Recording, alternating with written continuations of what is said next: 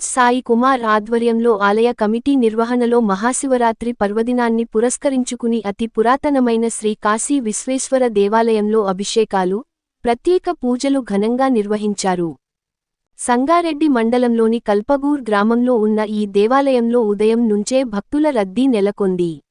మహాశివరాత్రి సందర్భంగా శివలింగానికి పంచామృత అభిషేకాలు, ప్రత్యేక అర్చనలు భక్తిశ్రద్ధలతో నిర్వహించారు.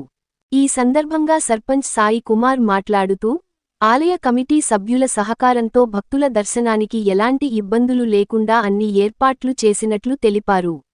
భక్తులు శివలింగాన్ని దర్శించుకుని భక్తి శ్రద్ధలతో అభిషేకాలు నిర్వహించారు. ఈ పూజా కార్యక్రమంలో ఆలయ కమిటీ సభ్యులు, కల్పగూర్ గ్రామ పెద్దలు, స్థానిక ప్రజలు, చుట్టుపక్కల గ్రామాల భక్తులు, సంగారెడ్డి పట్టణానికి చెందిన ప్రజలు మరియు పలువురు ప్రముఖులు పెద్ద సంఖ్యలో పాల్గొని మహాశివరాత్రి వేడుకలను భక్తి పరవశంగా నిర్వహించారు.